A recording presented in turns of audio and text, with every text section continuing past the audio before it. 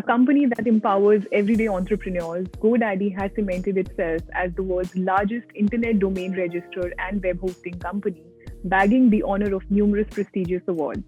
Speaking on how the company is leading its India business and constantly working towards identifying new growth strategies for small and medium businesses in the country, I have with me Nikhil Arora, MD and VP of GoDaddy India.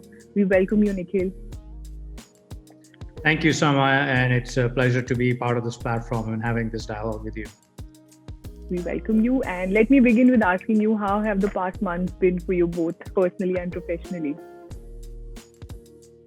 So I think, like everybody, this is kind of the time or the year or few months nobody has ever seen, whether you're an individual or a business or just from a humanity point of view. So I'll break this down into both how it's been personally and how it's been professionally in the last few months, right? Let me start from a professional perspective, and thank you for giving a brief introduction about what GoDaddy does.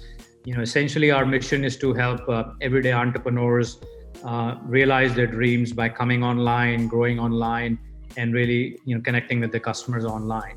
And we've been in India now, over 7-8 years. We have over 1 million customers, and what we're really proud of is making an impact on customers who begin their journey all the way from coming up with a name, right? When you're a customer, you think about what do you want to call your business, and that's when the domain comes in, and then you call your business something. That how do you bring it to life so people can discover you? That's when you convert your domain to a website and so on. So it's been quite a I would say a fulfilling journey here. Last few months have been tough for employees, for customers, and for the entire ecosystem.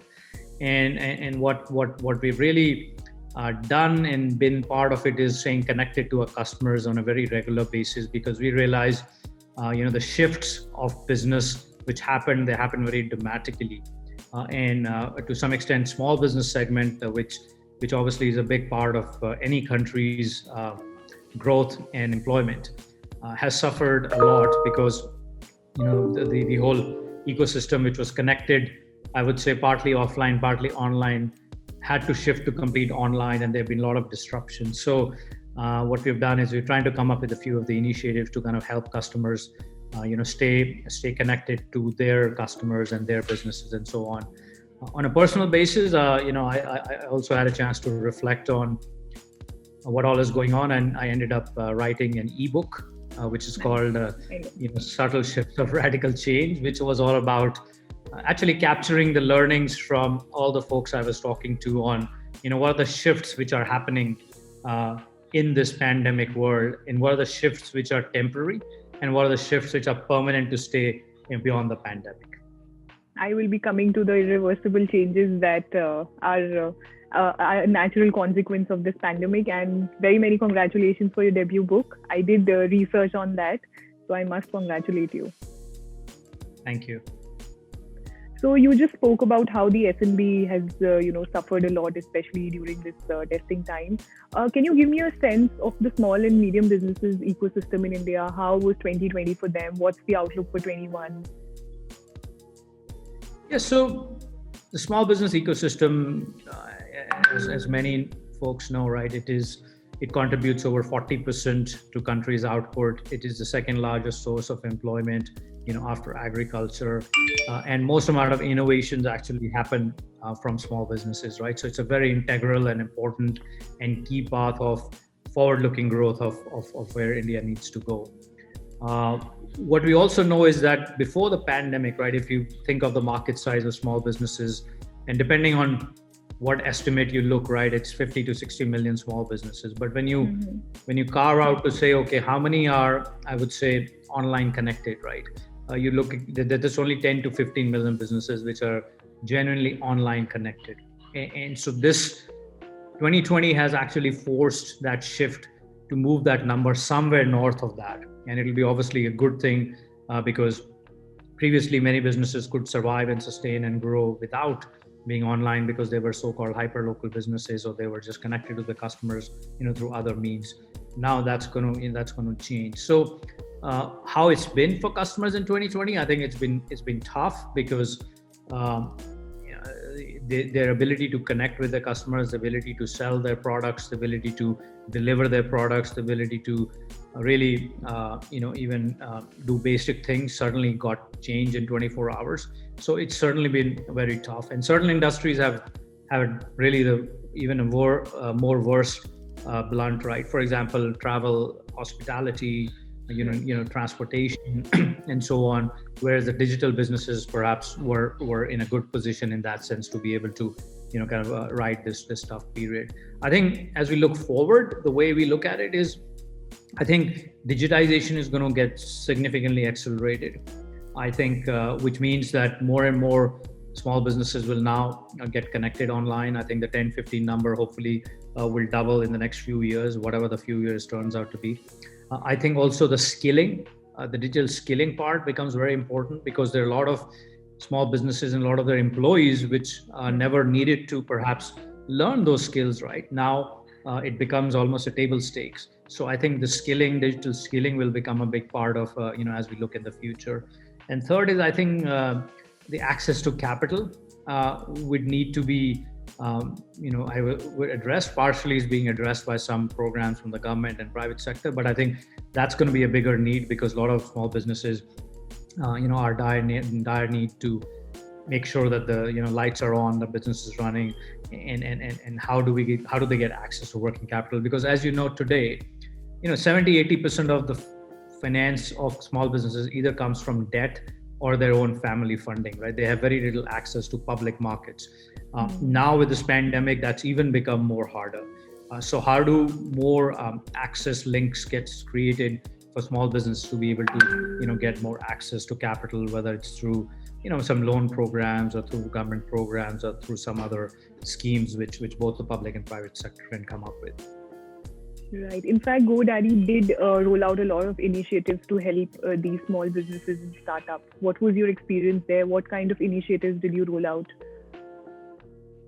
Yes. So, the minute the pandemic started, the first thing we realized was that there was a lot of information out there, where there was just overload of information for small businesses to process, right? Because there was a lockdown and the small businesses were like, okay, where do we go to get information on government incentives? Where do we go in information on private incentives? Where do we go to get information on, I would say, just which programs are out there, which schemes are out there, which can help them tide the wave. So we came up with this page or platform called Open We Stand.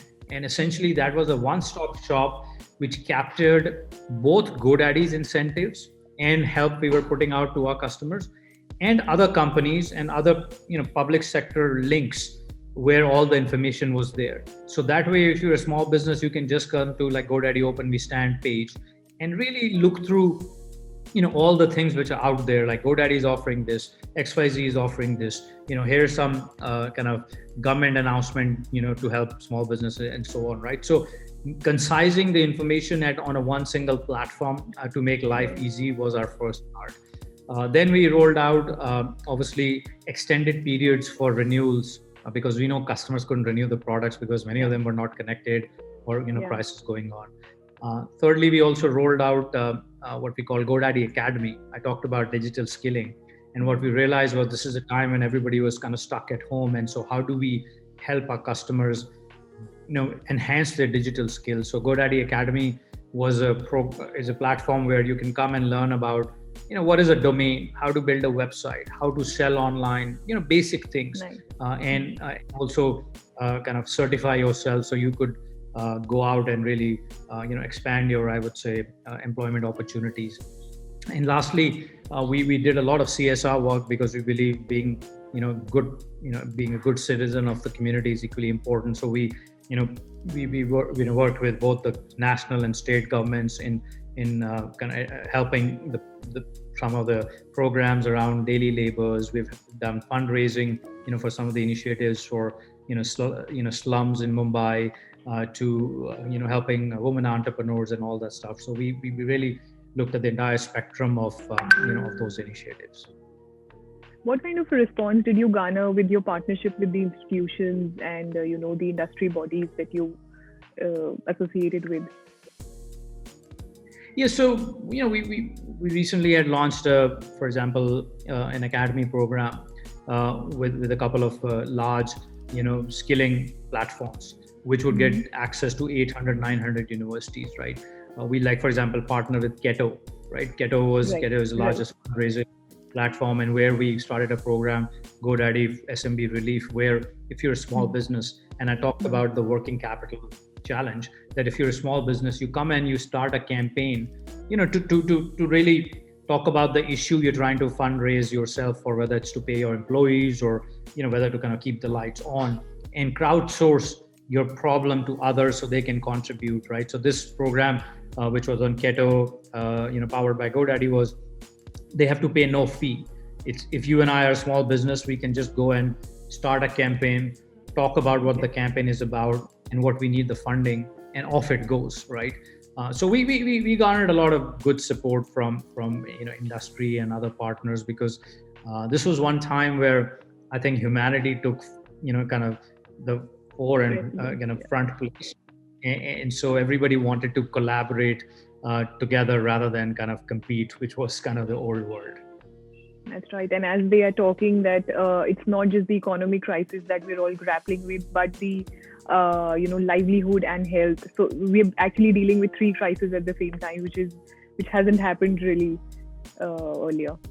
Yeah, and it's good you mentioned that, because one of the things, even again, right from the lockdown, we've always been focused on, I would say, mental and physical wellness of our employees and our stakeholders. And so when this, obviously we had initiatives in place beforehand, but when the lockdown happened and thereafter, we have been providing many avenues to our employees, to basically grapple this issue, because, as you understand, many employees live in different infrastructure, right? Not everybody has a big house. Not everybody has a house where you can separate. So, and then there are kids at home, and there are other folks at home, right? So how do we help our employees kind of stay both mentally well, because you're not going out to the office and you're not in the old world, and also physically staying active without overexposing yourself to the risk out there, right? So we did a few programs where we really made sure that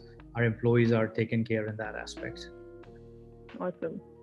Nikhil, you being the captain of the ship, I'd like to know how, according to you, can entrepreneurs and business leaders make the required shift to strive and thrive in this new normal, since the world is undergoing transformational change across sectors? Yeah, so not to kind of steal some of the narrative of what I mentioned about that ebook, but one other thing I think is we all become beginners now, right? It's almost like when you think of your first year of a college and you don't know when you enter the college what the hell's going on, right?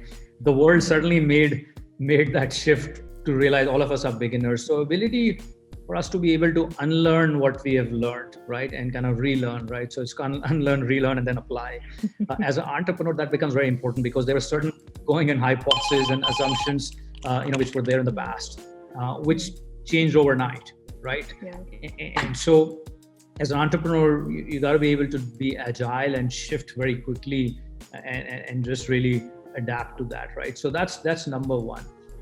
Second is, I think, I would say, is purpose-driven, and again, I talk about this in the book also, the purpose-driven businesses are going to succeed in the future, in my mind. We value purpose-driven brands and purpose-driven businesses a lot, which means, as a business, what do you do above and beyond, your line of commercial interest, right? And hence, building your, I would say, brand, and building your kind of marketing narrative, and building your messaging around that, hey, you have an obligation to the community, you have an obligation to society, and how you kind of contribute in that way is going to be very important. So for an entrepreneur, being able to have a purpose-driven, right, missionary first and mercenary next, and I talk about this, right, it's very important. So that really would differentiate you as a business from the back. And the third is, I think, ability to kind of reskill your teams, or make sure you're doing, you're kind of making that effort, because the talent you need now perhaps may be very different than the talent you had required 2 years ago because again of the shifts. I agree that agility and purpose are two of the most famous buzzwords for 2020, right? Yes, absolutely, right. I mean, and kind of again, I always say, right. I mean, you can always, like be a missionary first and mercenary next. And what I mean that is that, if you're a purpose-driven business person, you can always find a way to make money. But if you're a money-making business person and no purpose, you can never, be a purpose and never can succeed. So having that differentiation and mindset is very important. That's right. Nikhil, I'm very intrigued to know the kind of changes in the consumer behavior or business realities that you thought are now irreversible because of this pandemic. So one, I think how we discover services and products, right? I mean, in the past, obviously, there was a certain segment of consumers who always be comfortable that I need to go and touch and feel the product all the time, right? Which is really a high touch way of whether it's retail or whether it's anything else, right?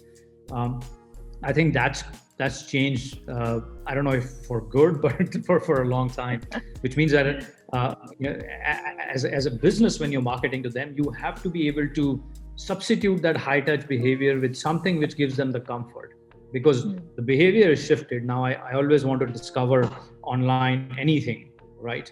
Because I cannot go offline. And so one segment likes it and one segment doesn't like it, but both have to adopt it, right? So as a brand, as a marketing, as a market person or as a business, how do you make sure you get those consumers to at least feel more connected and trust? Because trust is very important. And, the high touch was always related to trust. And so that's one. The second, I think, is around being, like some of the businesses, I would say, importance of healthcare, right, is here to stay, right? Meaning health at the center of anything you do. Before it was only your personal business. Now it's a business, meaning, and even in a private sector, right? I mean, how are you making sure your employees are being provided the right kind of healthcare environment and facilities, so they are at ease and their family at ease. So that's the second one. Third, I think also I would say the role of government. And while we're talking about it, and I talk about this GDP framework again in my book, which I call the government influence has never been so strong in our lives in businesses ever. You think about it, the government can't decide what is open and what is closed, right? For the right reason. The government also has a big say in healthcare programs. The government has a big say on having the part influence the government. Use part of, I would say, a corporate, look at my consumers. But now you have to build government relations as integral part of your strategy. So I think those I would say with the big trends. And then again, acceleration of digitization is here to stay, right? So in all form of structures, productivity tools, right? We all are working from home. So how do we increase our productivity? How do we increase our collaboration, right? So those are the shifts from a consumer point of view. It's going to kind of define the future of, I would say, working. And even my last thing on this is working from home or working from office or hybrid. Somehow the model is going to change, meaning it may not be 100% work from home. It may not be 100% from work, somewhere in the middle. My last question to you, Nikhil, what new business strategies are on the table for GoDaddy? What's the outlook for 21? Sure. So, what we pride ourselves in bringing to life somebody's dream when they buy a domain. We pride ourselves when that domains get activated and it's an active, website. And then when they want to kind of communicate with the customers, we provide email products. And when they want to secure the website, we provide SSL products and so on, right? As we look forward, I think we want to continually enhance on what we already offer. And we take pride on, for example, both .com and .in, right? We've been kind of talking about vocal for local, right? We've been already promoting the .in also to say, hey, if you're a business in India, you should always consider a com and an IN, because it's important that it gives you that, both country pride and also help promote local businesses. So one is to continue to enhance and make the products we have better, both from a performance perspective and pricing perspective and service perspective. And then we keep looking at new emerging areas. Again, GoDaddy Academy was one of the examples we came up, where we came up with these digital skilling programs, which was an extension. We also launched a new product during this year called Online Startup Bundle, which was basically meant to help, like if you're a first-time person coming online, right?